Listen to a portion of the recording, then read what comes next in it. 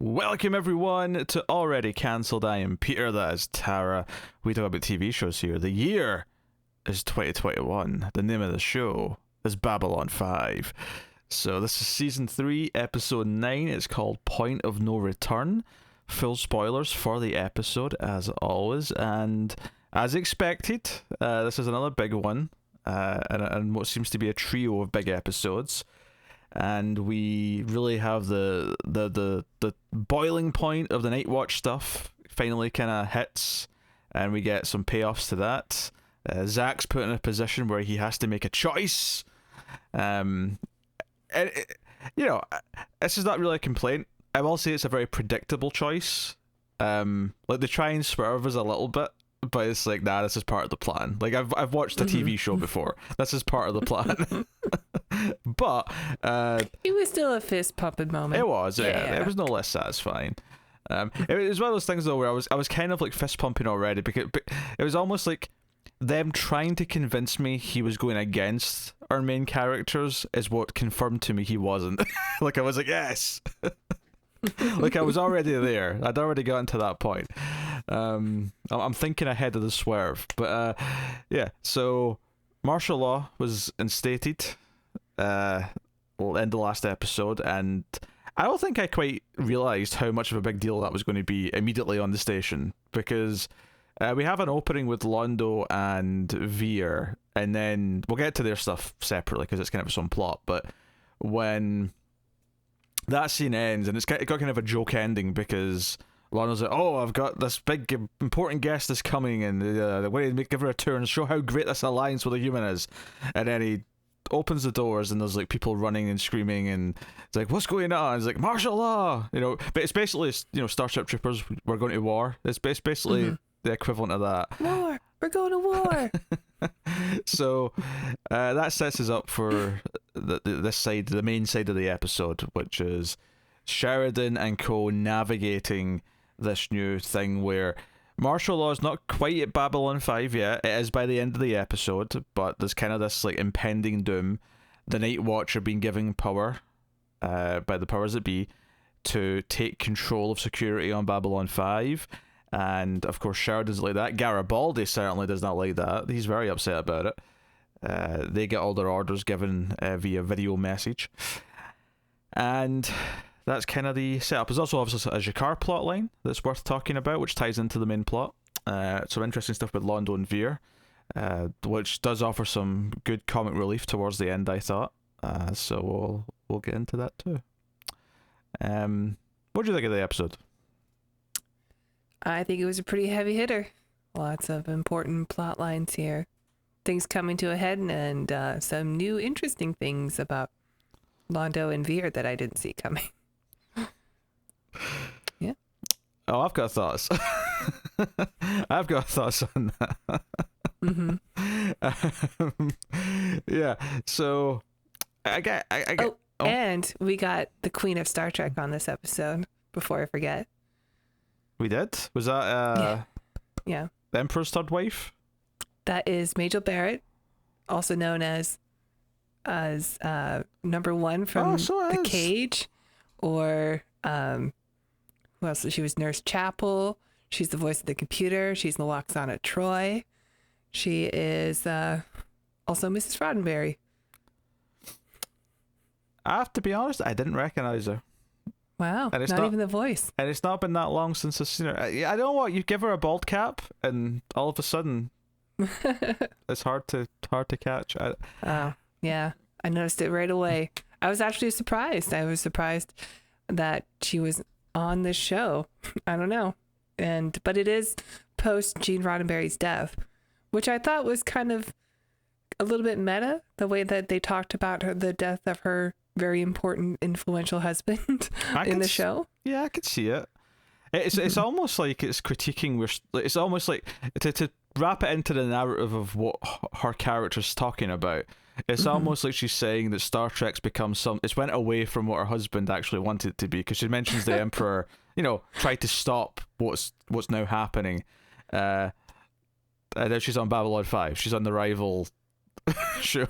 I suppose. I mean, she is technically in all the shows that, we're were after Roddenberry anyway. Like she was in Luoxana shows up in Deep Space Nine. She is and not. She's still the voice of the computer, I believe, in Voyager. She is not against taking a paycheck. Okay, that's not. I'm sure she didn't need it. Yeah. I'm sure she was quite happy to, spread her wings and fly amongst the science fiction. But I believe they were both living in Bel Air by the end, so I think they're okay. But anyway, yeah, I thought there was a lot of meta moments. If you instead of thinking of the Emperor, you think of Roddenberry, and the way that she speaks for both herself and her dead husband. She refers to her thoughts as we instead of what I think, what we think. It was kind of sweet in a way. Yeah. She seems like a very, I don't know, like a very important casting for this role. Yeah, but we'll get to the Londo stuff in a bit. Well, let's look at the main plot line with the Night Watch, which is Zack, hearing this, that they're getting given these orders. The security are having to either be part of Night Watch, so they're basically being given their armbands, and we'll do background checks on you on the way out, or you're turning in your badge and gun kind of thing. Like, now we're the only security in town. And Garibaldi storms in and gives this impassioned speech about, if anything I've said to you in the last 3 years has meant a damn, stop this right now. This is not the chain of command. This is, you work for me, you work for the station, you work for the captain. You don't work for whoever is behind Night Watch. This is a nice scene, I thought. I think Garibaldi makes it a case for his argument. He does feel like he feels like he is sort of swimming against the tide, I suppose, I'd put it, where it doesn't feel like he's having much of an effect. No, I mean, he's trying to reach to people personally, like, hey, you, I set you up with your wife, or, remember I hired you when no one else would, and that kind of dialogue with the people. So he's trying to reach through to them on a personal level, like, me, I'm not the bad guy. I'm the good guy. Remember all these good things we did together. But I also was watching it from the perspective of, like, somebody who's brainwashed in the Night Watch. Like, how can they interpret all of this? Like, is it enough for them to be like, well, you still could be working for the wrong people, and we could still be in the right? Yeah. And it still kind of works. Like, if you really want to see Garibaldi as the corrupt government type, then you probably still could. Yeah, because of everything that discount. What's the actor that Caruso, thank you. Everything that Discount Caruso says every time Armstrong. Every time someone says something in front of him, he's very ominous, and he sounds like he's working for a fascist regime. Like that's everything comes out of his mouth sounds that way. So he sounds super trustworthy. Yes, but so that obviously fails, and ultimately they end up with this plan that comes from a sort of surprising source. Although let's not gloss over the fact that when Sinclair finds out that he has to announce that they're declaring martial law. Sheridan. So, hey, I don't do that often, right? It's been a while, right? One little slip. So Sheridan, when he finds out he has to announce this, there's a sweet little moment, which I'm sure you enjoyed, where he just says, I wish Delenn was here. It's his comfort blanket. And Franklin's just awkwardly standing like, I could hug you, I guess. Could give you a nice firm manly handshake. Would that make you feel better? We can go back to my quarters and you can make your speech from there. It's totally appropriate. You sound like you're the sedative, Captain. How about we go back to my quarters since it's closer than Medbay? We're never going to let that down. I like the idea that Sheridan just looks at him and it's like, is this the tactic you take with all your patients? Maybe I have to look into your your standards and practices here. something not quite right. We joke. Franklin's been great for a while now, to be honest. He's had some good stuff. But it'll just forever haunt him. Yeah. So he's offered this thing. So I think this is a good time to jump over to Jakar. I love the callback to the joke that he's pissing everyone off with his singing, because when Garibaldi comes to get him, he's just bellowing out. Absolute nonsense. But so it turns out, because everything that's going on and the chaos on the station, Garibaldi's like, look, we need all security elsewhere, so we're just letting you go. To hell. Are they letting all prisoners go, or just the ones that aren't that big of a deal? I mean, we know Garibaldi and Co are sympathetic to Jakar, so it feels like an easy choice. If you have to half the amount of prisoners you've got, you know, he's easily making the list that's getting let go. Sure. But so he's got an idea, but he runs into Talon, if I'm saying pronouncing his name right, the samurai Narn that we've had previously. The one with the sword that, once drawn, has to draw blood before it can go be sheathed again. Which, I'll be honest, is a really strong visual creative choice, because it means I always recognize him, because he's fit. Because obviously with the Narn makeup, I mean, obviously he doesn't look like Jakar. I know he's not Jakar. Jakar we know very well and has a very distinct face. But a lot of the other Narn walking around, like, you know, I wouldn't really tell his face instantly from any other Narn. So the sword's a really nice visual. Just, I know who this is, like, immediately. Yep. No questioning. So nice touch there. But he's waiting for him back at his place. Apparently he's been waiting there basically since he went into his jail cell. He takes a day off every 4 or 5. He takes every 5th day. Yeah. But he's been waiting for him. And Jakar has been always enlightened. I guess maybe he enjoys Jakar's serenading then. Maybe, yeah. That said, though, he's not heard him sing yet. No, I just assumed because he was so close, hanging out by the door, that he would have heard I don't know. Jakar's going to start singing any minute, and then he's going to go, I've made a huge mistake. I've picked the wrong Narn back.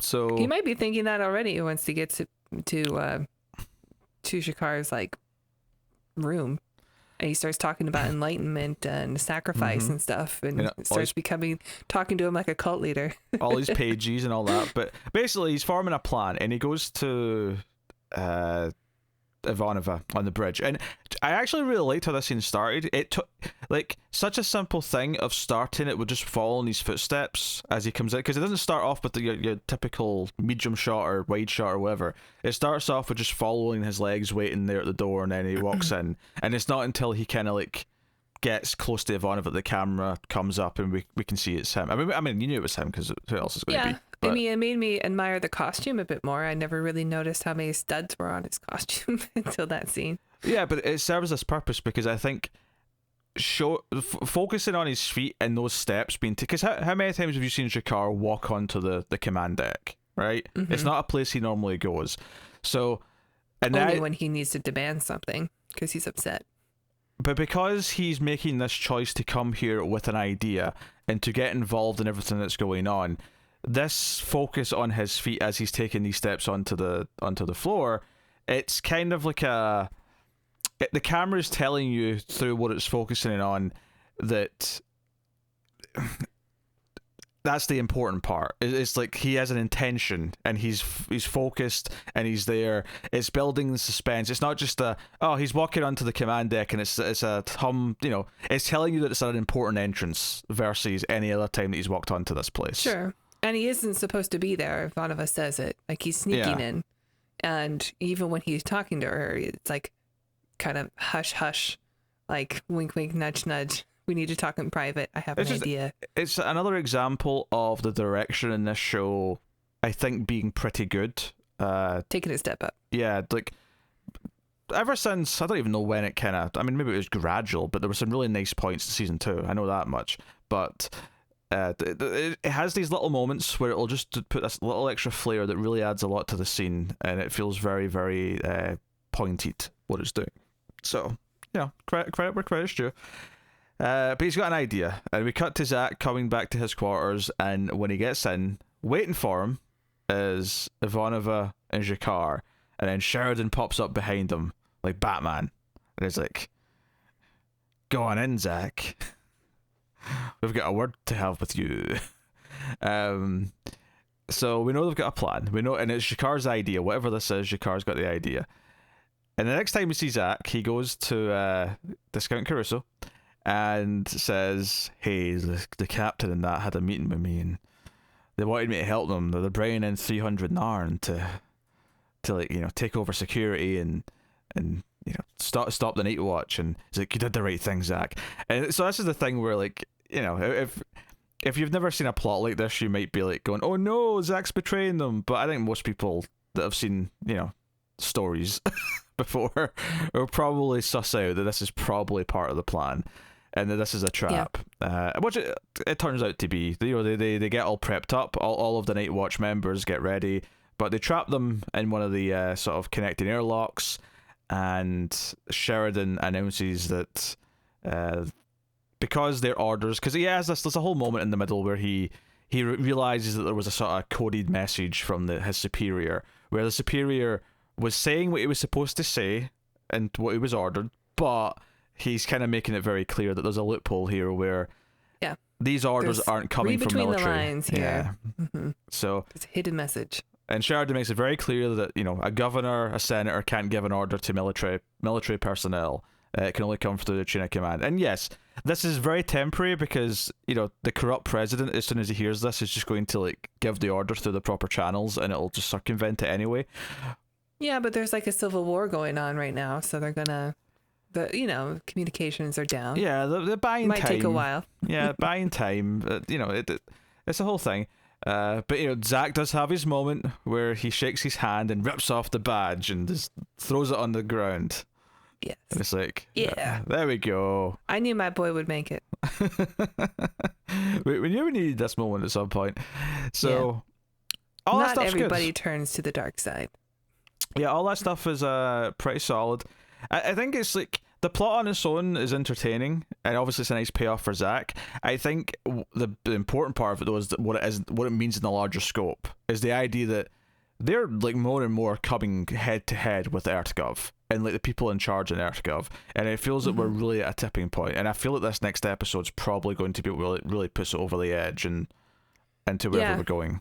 Well, the other thing that's happening is that they still have an ally out there who's building up his own little army of or like militia. Yeah, General Hague. Yeah, they're trying to stop what's going on here, and so they're fighting with their own people to try to stop the corrupt government. So that is, I think, what the focus is going to be on next episode. I'm pretty sure they're just going to take the White Star and go out and support him, because they said there were 5 ships under General Hague and only 1 is left. Yeah, and I like how this is told throughout the episode, where you hear there's one Earth battleship that's kind of like making a stand at Io, and then General Hague's apparently called out for other ships to like take a stand with him, and yeah, there's like 5 that sort of side with them, and they take this battle. Part of me thinks that we're just going to hear next episode that he's already defeated. Or maybe that'll be something that runs throughout the episode again, like it did this one. But yeah, it could. It could. I mean, the way this ends is it seems like it's just General Hague by himself, and once he comes out of the jump gate, then they're going to be waiting there for him anyway. So I think it sounds like their only option is either let him get killed or go out and support him somehow. So they're probably going to send support. They have the White Star. We'll see. I don't know. I don't know how they're going to play that. Like, I don't know if that is like. I guess I don't know for sure. That's just my guess. I can see it going that way, but I can also see it just being like they find out at the start of next episode it's already too late and it's already done, and then they have to like react to that and go from there. I guess General Hague could come to them. Possibly. But this is playing out throughout the episode in the background, and it's kind of nice. And obviously, one of the big scenes we kind of glossed over, which is a really good boiling point for the episode. It's when Sheridan's making his speech. It happens to be right after the news is like reporting that it's when the other ships are actually siding with Hague. So there's actually kind of a proper like fight. Resistance. Yeah, there's a proper resistance, and a lot of the people in Babylon 5, humans and otherwise, are kind of cheering this on. And the Night Watch have just been put in power, so they kind of come in and start to, they say this, you're inciting a riot, you're, Yeah. I thought that was kind of poignant with like, you're inciting a riot because people are cheering, but like the ones that actually incite a riot are the military police who start beating people and fighting them. Yeah, credit. Then the riot starts, in theory. Yeah, credit to the first extra, right? Or probably more of a stuntman, to be honest. It just is, dressed as a extra. But the first guy to attack, he actually sort of takes on the first guy, the first Night Watch guy that tries to fight him, and ends up fighting the second one. I'm like, this almost feels like the start of an action scene where this is the hero who's going to take out 5 of them on his own. We love a good extra. It was a bit more of a spotlight on this one guy who was just an extra than I expected. So it was noticed. Love it when that happens. Yes. My favorite is it's kind of famous, but the one from Independence Day after the speech with the president, and you just get an extra on top of a jet doing the most intense salute ever. And they liked it so much that they used that shot. They because it is a close up. It's not just it's in a crowd or whatever. They found that in their B-roll. It's the perfect extra moment for that particular scene. I shouldn't say B-roll. What I really mean to say is just one of the secondary cameras that was getting lots of shots of the various extras. They found that and went, "We're having that. That's going in. That's going in the trailer." That man was impassioned. Yes. It's great. We should have put one extra poster. That should just be the main I wonder poster. if there is a list of top 10 extras who stole the movie. There's a really famous funny one in Dunkirk. Where the guy's looking up at the camera. Because it's in the trailer, so it was noticed before the movie even came out, and people were hey, why is this guy like everyone else looks worried and is putting their heads down because there's an air raid, and he's just kind of what's going on? He's just super happy to be there. Is it a hot air balloon? But no, I actually really like the quote unquote riot scene. And obviously Londo in that's there as well. Veer gets hit in the back of the head, or his back with the bottle. He takes a bottle for the Empress. Yeah, shields her. Yeah, it's just sort of shows that Londo, this visit that you have planned is not going so well. She's in the middle of a riot and almost getting hit with bottles. But yeah, I mean, he purposely moves in front of it to protect her also. Yeah. It's just one more thing to be like, oh, Veer's a good guy. Veer's destined for great things. Apparently. I have a feeling. But to get back to or not so great things, depending on how it goes. To get back to Sheridan and just to wrap up that side of things, so him and Ivanova, they fully acknowledge that everything they've done here is temporary, and that this can't just exist as it is. It does still feel like they're going to have to make some sort of stand themselves, like Hague. It feels like Babylon 5 is officially going to have to be an independent thing and go against Earth soon. That's what it feels like to me. In the White Star. And where Sheridan's going to have to fire upon his people, because remember last episode, he said, this time I didn't have to do it, right?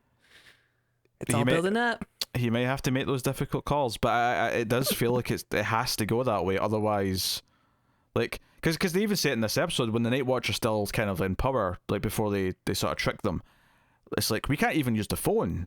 The Night Watch will, everything's tapped. They'll rat us out if we contact any of our allies. Yeah, he says to Franklin, go find Garibaldi, but don't use the comms. It's that's a big ask. I mean, it's a big station. It is a pretty big Hopefully station. he's in his quarters. Yeah, I mean, Franklin's usually easy to find because he's in med bay 9 times out of 10, right?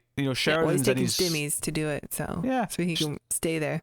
Sheridan's got an office where he usually is. He's easy to find. Ivano's usually in the command deck. Garibaldi, though, he roams. He roams around doing security things. He goes to the brown zone. I mean, he's in prisons. That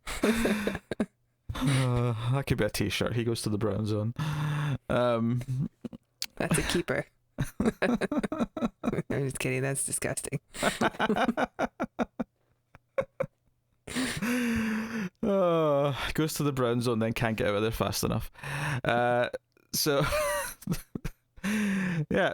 All of this stuff is just a really good continuation of the bubbling over of all of this tension we've been feeling so far this season, and this further need for these sides within Earthgov, which is, again, I think we compared it last episode to a little bit of a Hydra and Shield kind of thing from Winter Soldier. And I do feel like the fact that that general or captain or whatever the rank was, the guy that was giving him the secret message, it's like, no, clearly there are people all the way up the chain who are still on Sheridan's side, who are still on the side of justice. Yeah, and not the corrupt president who helped assassinate the previous one. So that all of that's there, and it justifies why there's going to be people who help and show up to help when the time comes for it. But at the same time, obviously, it's very dangerous because we've got people all the way up the chain who are also working for the Shadows and are out for themselves and so on and so on. The other big thing that comes out of this, though, is that, the part about Narn helping with security was not completely a lie, because Jakar enlists the Narn on the station to fill in, because half of the security became Night Watch, so they're all like confined to quarters. And I kind of enjoyed Franklin's reaction to this when all the Narn walked in and they've got their security badges on. Londo's gonna be pissed. Yeah, Londo's gonna be pissed. He's got a big grin in his face as he says it as well. I think Sheridan says like, hell yeah. Like he deserves it. It's like, I hope I'm there to see the look on his face. What's interesting is we do get the reaction, not of Londo. I mean, maybe we'll see that next episode if we're lucky, but we do get the reaction, though, of the Emperor's wife. And I thought that was interesting for a couple of reasons. Firstly, because we know that she seemed to side with her husband, right? And that she didn't want this war. This is not the plan that they had. They didn't want to take over Narn. Which, presumably means she's sympathetic to the Narn. So when she ends up standing next to a Narn security guard and she notices the badge, her reaction's kind of this, like like it's more... It's just it's I don't know, it's different. It's interesting. Yeah, I don't know how to read it either. I think it could be like she is a prominent figure, and this oppressed race is that oppressed by her people is there next to her with a sword protecting her. I mean, maybe she's a little bit skeptical of it, or maybe I don't really know how to read that. I think my generous read, to go with a more positive take, I guess that's a bit more cynical, is that I think she sees the humor in it a little bit, and she's almost happy to see that things might be okay, or things could get interesting, and it won't just be the travesty that's been happening recently. I guess she is a seer, and maybe this is unexpected, so maybe that's just the response. Yeah, or maybe this is something that she didn't quite see. This is one of the details that she didn't see coming. She's like, that's what I meant. Interesting. Did not see that particular detail cropping up. And it's also, we have this extra layer to this, of course, is the Earth is supposed to have this alliance with the Centauri, and Sheridan has appointed Narn to be like the security force on Babylon 5. Right. That ain't going to go down well. In fact, Londo's going to yell. Communications are down. There's going to be a lot of yelling from Londo. I can already foresee it. Well, I'm sure he doesn't feel safe. Jakar's going to come and arrest him for something at some point, and it's going to be hilarious. Not that Jakar's personally on the security force, but I'm sure he'll. I think Jakar's above that. I don't know. I think he's going to pull a Kirk and just like, I don't care that I'm the leader of these people. I'm going to go and do the hands-on work. I'm going to do the away mission. He's going to do the haymaker and punch him in the back, knock him out. Yeah, I think that's where we're going with that. But no, all good stuff. I think Jakar is above that. I don't think he wants revenge on Londo. It does kind of feel like he's and it's not to say that I don't think he'll ever be tempted again. Like, if he's in a situation where Londo's been awful, like I can imagine we're going to see him like have his like new stance tested, perhaps. But yeah, it does feel like he's at least trying to be past that, and he is. I mean, even that speech he gives Talon, or whatever his name is, the other security guard, or security Narn, is very much like he's becoming a bit of a martyr for the Narn. Like, he wants to be this sort of, I don't know, I want to say like Malcolm X almost for his people. I think what stuck out to me was more the speech he gave to the, because we see like a quick scene of him like giving a speech to the Narn population of the station. This is like him obviously convincing them what they should do. He basically he kind of puts in not everything that he had before, but a little bit of that sentiment of, you know, we can't just fight for ourselves, we have to also fight for the others too. And he's still talking about sacrifice. I'm worried that they're going to kill him. I mean, I'm pretty sure he's in season 4 and 5, so I wouldn't worry too much. Okay, well, I don't know. I haven't looked. Maybe at the end of the, well, I'm pretty sure he's on the cover for like the next 2 seasons, so I'm not concerned about them killing off Jakar anytime soon. Okay, well, that does put me a bit at ease, but I don't want to know. Okay. He's still talking about great sacrifice of the body and of other things too. I mean, I'm not saying it's not ideas. going to happen by the end of the show. I'm just like, I'm not concerned in the imminent future. Okay. Unless they do something ballsy where he's like a force ghost for like like after he's dead. I don't. But maybe Kosh just appears as as Jakar for the other 2 seasons. No, but I think it is interesting that he's actually starting to spread this idea of we can't just survive on our own. If it can't just be about us surviving in a soul vacuum. It has to be us surviving with the others. So we have to help the humans, and the humans are the key to, you know. I think I'm mixing up his speech with Talon and the other Narn, but both of them were good. Both of them were sort of advancing these ideas and spreading that idea that it can't just be about saving ourselves anymore, which is a very positive message. It's a very forward thing, and it's very different to what Jakar was like in season 1. So there's a lot of growth there, which is really nice. Yeah, it is. It does still sounds like he's like, we need to step outside of the box that we're in and try to view this as like a third party looking in, saying this is not something that we can't be thinking about the individual. We have to be thinking about the bigger picture and the goal, and that will mean some sacrifice. Would you say the needs of the many outweigh the needs of the few? Sure. And of course, the final thing with Jakar, and we've been hoping for this a little bit, is Sheridan's thanking him towards the end of the episode. Says, if there's anything I can do, and Jakar immediately, he doesn't even finish. He says, like, oh, there is one thing you can do.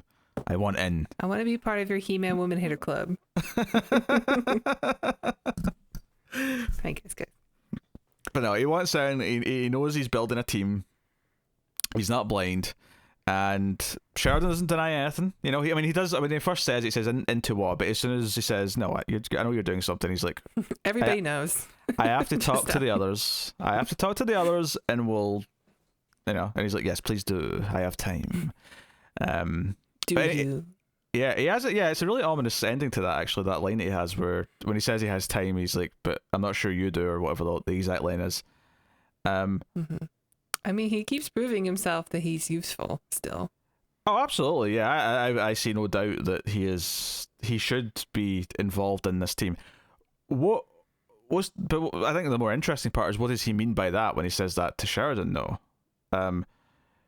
Is it, because I think I kind of read it in a weird way that because Sheridan is in this place where he's at, like, we've talked about this plot line in this episode is this tipping point that the station, and Sheridan as the commander of that station is at, and how he's constantly fighting against the system, and everything's so uncertain because he has to like navigate all these waters, there's so many parties involved, whereas Jakar's just had this enlightenment, and Jakar's saying he has the time. It's like, I took that as Jakar is now devoted to this one cause. This is his one purpose, and he is unclouded as to what his goal in life is now. Yeah, I sort of interpreted it as like, I don't need this as much as you need me involved in this. Okay. So like, I don't really, like, whether or not I'm involved is not as important as like you having my knowledge for this, because I am more helpful than not. Yeah, I can see that. I think that would make sense. We have to then go over to the Londo side of this episode, which is full of interesting tidbits. Obviously, he wants to meet this wife of the Emperor, the previous Emperor, of course, that is, because she's a seer, and he wants to make sure the path that he's on well, he actually kind of wants to like find out that it's not what he thinks it is, because obviously he's had a lot of hints, he's had a lot of signs that it's going this dark way.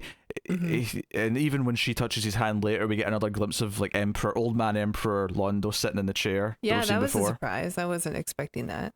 Yeah, she gets a glimpse of that, and a lot of their stuff early in the episode is a lot of it is the humor of like he's trying to hide that the station's falling apart during her visit, and even just a simple little thing of like, and this is actually kind of nice foreshadowing for the reveal later on. But when Veer's hurt by the bottle, and she's like, no, we're going to take care of him because the med bays are filled up. There's too much stuff going on. We will see to him, and she's like, Londo, get me another towel for Veer. And Londo is like miserable having to like do something for Veer. It's like, I'm fetching him something? What? So, and that's very amusing. And it does kind of like feed into the humor of a revelation that comes a little bit. But she tells him some important information. And I actually got this up because I wanted to be able to repeat exactly what she says to him, because it felt very specific. But basically, we've talked a lot about Londo possibly having some redemption. And she says that he's going to have 3 more opportunities to get away from this path that he's on. And he's already had 2 that he's failed. He's had 2. And I feel like if we went back and like thought about the show, we probably could pinpoint what those 2 moments are. But we're not going to, because I don't have the time. But you probably could. I think... Signs of importance. I think in a rewatch, you could pinpoint those moments. Yeah, that's probably one, and the other one's probably... lightly another conversation with Morden down the line, but maybe when the war started, it's maybe a good bit. But and she gives sort of cryptic clues as to what these moments are, and I'm curious if, like, assuming we remember this phrasing, if we can like say, oh, that was this thing that she mentioned. So here's the three moments he's got a chance to like course correct and find some redemption. Saving a blind person or something, right? To save the eye that does not see. I don't think that literally means blind. I couldn't remember what it was. Yeah, but I don't think it literally means blind. Something to do with an eye that can't see. Yeah. Okay. And then to not kill the one who is already dead. No zombie killing. Don't kill the zombies. Or the last, which is to submit to his fear, knowing it will destroy him. I suspect that has something to do with the last thing she says also. Yes. And then casually does say, regardless of what he does, right? Regardless of like him finding redemption or not, it doesn't matter now. He's going to become emperor. No, one way or another, Londo will become emperor. She makes that point. And then just casually throws on, and so will Veer. Yeah. And that was a shocker. Londo's reaction to this. Well, Veer's reaction was funny because he just starts laughing. Veer's reaction is hilarious, and then he's like scared, and Londo looks more. And it's this idea that Londo, because of the way he treats Veer, the idea that in history's point of view, Veer's going to just be as important as Londo ever was. Yeah, and he believes the seer because he's very much. I think Londo is very spiritual, and like he definitely believes in the prophecies of his like dreams and what the seers would say. So I think he takes it a bit more seriously from the beginning rather than Veer, who's just like laughing it off, like, oh, whatever, it's not something that's gonna happen. Well, Veer just, ridiculous. Veer just straight up thinks she's joking. Yeah, like, he just thinks it's a little rib. But I love the scene that comes after this where they're sitting quietly and just awkwardly in silence, and they're just trying to make small talk, and Londo's trying to like play it off like, nah, how ridiculous, that can never be. But the whole joke is that he's not trusting Veer that much, and it's all this awkward conversation. I made you dinner. Oh, were you not leaving to go back to Mimbar? He's like, no, it's tomorrow, is it? And it's just another awkward silence. And the scene's perfect. This is one of those things where they've given us like a new way to have Londo be funny here, because obviously he's tied to so much dark, depressing, tragic plot, right? But this is like another nice little layer that just gives us a little bit of that fun Londo, where he's just been a little bit, insecure, and it's kind of funny. It's just funny to watch this play out now. Right. Well, I mean, I'm sure that he is not going to make the wrong decisions for the first two. Yes, has And to be the last one. He'll make the right decision. But I mean, because we have to have a redemption arc for Londo. Have to. Yeah, there's no getting around that. We have to. So, but like accepting the thing that will destroy him, the third thing. I mean, it could be, taking the position of emperor, even though he knows that he'll die, and then Veer will take over. Although we see him as an old man, that's assuming, because obviously it's natural to assume that Londo will be emperor first, but it's not a guarantee. No. I'm not saying that it is. That's like, that could be it, or also it could be accepting that Veer will take it, and the destroying part of him will be that it will destroy him knowing that Veer will die young, so that Londo can be emperor. I guess that could be another thing. Or it could be something we can't possibly predict yet, because we just don't have the... Hey, you made fun of me for taking that answer when we were doing the prophecy of the dream before. I'm not. Yeah, I'm just. All I'm saying is that. Okay, I'm throwing out speculation. Yeah, no, the speculation's solid. I'm just saying that it's also possible that we just don't have the details yet to, offer an explanation for that line. I mean, that one sounds easier to predict versus the other two. I mean, I don't know who's already dead yet, but I mean, maybe. Maybe that. I mean. That could refer to Jakar in some way. Like, maybe it's not literally dead. Maybe it's more spiritually dead kind of thing. Maybe depending where the plot goes. That could be a thing. Maybe Kosh, since Kosh is like just a being of light and not really alive. But maybe. I mean, we don't really know. Yeah, but how do we know that's just not how Vorlons are alive? Like, that could just be... I don't know. I mean, obviously to us, we think of being of light of being like afterlife, because to us, flesh and blood, that's life, and light is spooky. Well, I mean, if stuff. the body dies but the consciousness lives on in this light form, I mean, maybe they're already dead. Yeah. Or it's probably going to be some monster of the week thing. Or maybe their light is just their life. That's just what their body is. They've ascended in the same way that Ironheart ascended. He became light, right? Yeah. So, not death, just ascension to a higher plane of existence, and to save the eye that does not see. That sounds to me, if I was to give a broad idea of what I think that sounds like saving someone who is ignorant and who is maybe not a good person, but maybe simply because they don't understand what's going on. So it sounds like a selfless act, but it sounds like he's going to, like you say, it's likely going to be a failure of these first two, and it'll be the fifth one. It'll be the final one where he finally gives us the... And that's not a guarantee. I don't think it's beyond this show to give us the tragedy of him still not making the right choice, because it would hurt.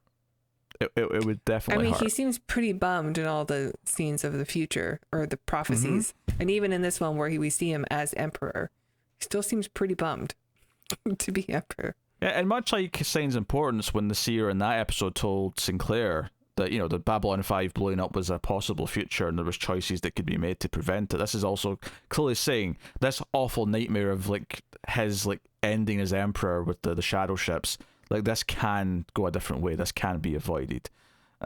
So she was right about Lord Kiro's death, killed by the shadow, which he knew from his birth.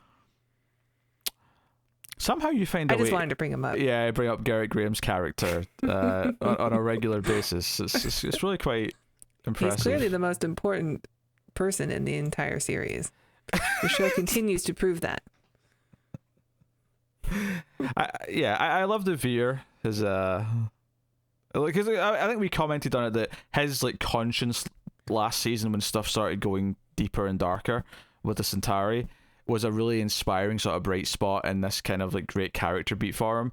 And I love that he is gradually becoming more important, and he's actually quite a prominent figure. He might actually end up being the most prominent out of the secondary, the attaches.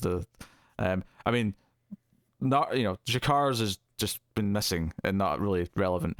Lanier's obviously important and a good character, but doesn't seem like he's going to be as prominent now as Veer will long run. Yeah. Maybe season 5 is Lanier's season.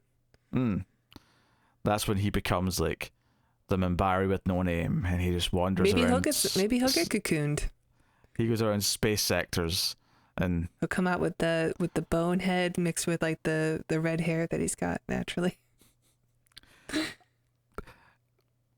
If I was a betting man, I would say no. It is actually, now that I say it, has anybody ever referred to Minbari as a bonehead? Because that seems like an easy insult. Yeah, no, I'm pretty sure they have. I feel like okay. They've said that once or twice. All right.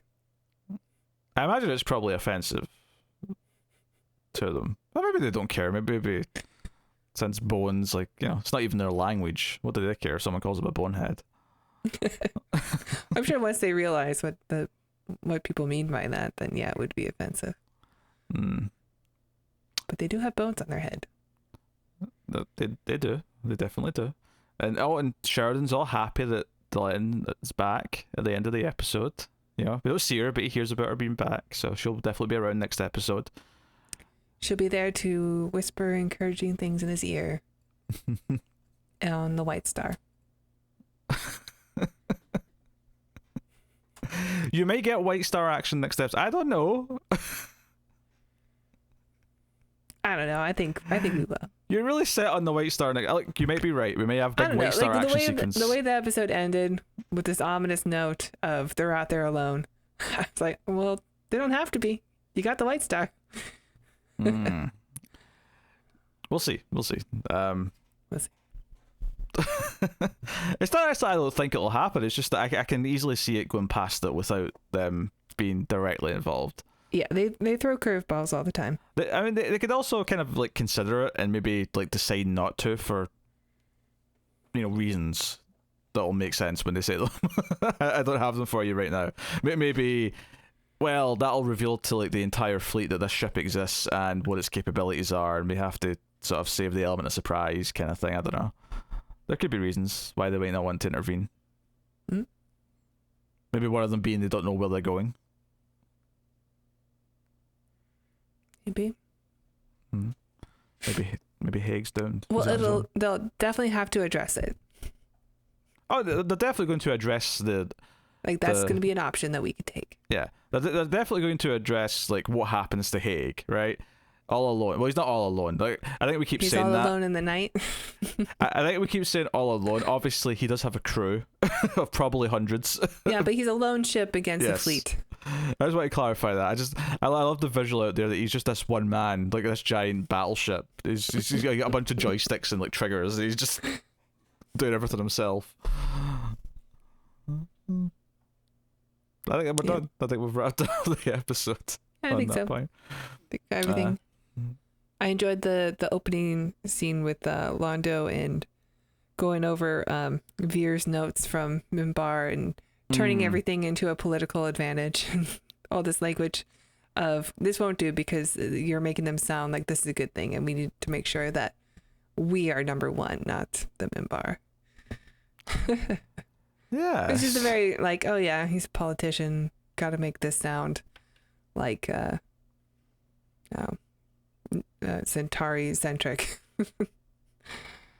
Well, all we can do is hope for the future regime of Veer, where he doesn't pull this bullshit and writes reports with integrity that are factual and shed a nice light on their Minbari friends. That's all we can hope for. But no, you're right. It was a fun scene. It was kind of a, you know, we've seen like hints of this before, but this was just like straight up. The way it was like Londo was saying it was like just so blatant. Like, I don't know, change it to this word. The people back home will love that. The council, they'll love that word because that'll make them always sound playing politics inferior to us. So yeah, he made a joke like there's no room for intelligence in politics or something like that. Yeah, that was felt like a JMS dig.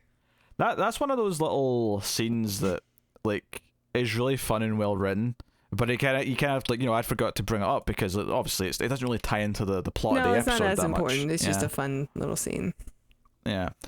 But maybe thematically in terms of the episode, the difference of the two emperors, two future emperors. Well, yeah, but I mean, in terms of the rest of the episode, like thematically, the idea of having this, like, the fake lies that are being told to push a narrative, and then the truth behind it having to win out. Like, that's definitely a theme in the episode. And then, just in general, like, going forward, like, this is something that Londo himself also, like, has to grow. And this shows right at the start of the episode just how different him and Veer are, and how far he has to go to actually find some kind of redemption. Even though this on its own is quite funny and not as, damaging as some of the other shit that Londo's getting up to. Yep. Pretty good. Excited to see the possible conclusion. You keep saying like this is 3 in a row, so I know we got more episodes after this, but based on comments and based on just the ratings in IMDb, it feels like a sort of mid-season kind of triple header. Yeah. And it kind of feels like that because the martial law stuff from last episode fed right into this one, and this doesn't feel like it's concluded the plot line that we're currently kind of like really heavy in on. So this is the two towers of the trilogy. I was gonna say Empire Strikes Back, but you're more of a Lord of the Rings guy, so. You're just going to bring Lord of the Rings up for a cheap dig at my taste whenever you can. I got all the boxes I got to tick. I got the Garrett Graham one. Mm-hmm. I've got the Lord of the Rings one. And the Star Wars one, which I'm wearing a Star Wars shirt. But I agree. I agree that Garrett Graham is a talented individual, though. I enjoy his work. I can't get behind Lord of the Rings. So boring. So boring. Well, we'll see. We'll see when that. Maybe you'll like the Amazon show. That you probably won't watch. I'll review the pilot. I'll get clicks.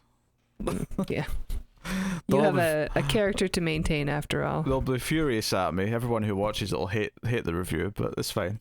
I won't watch it. In order to maintain our friendship, I will not watch it. Okay. That is Babylon 5, Season 3, Episode 9.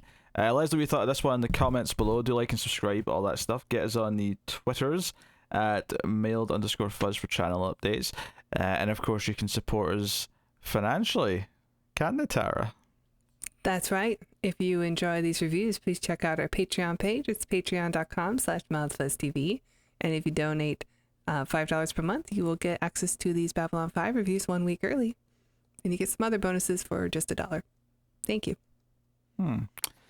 Yeah. And of course, check out MailFuzz Movies, which is where our movie podcasts live. In particular, you might be interested in the Atomic Cinema Experiment, which is myself and Tara.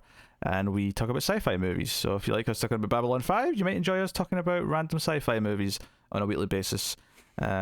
Everything from Predator to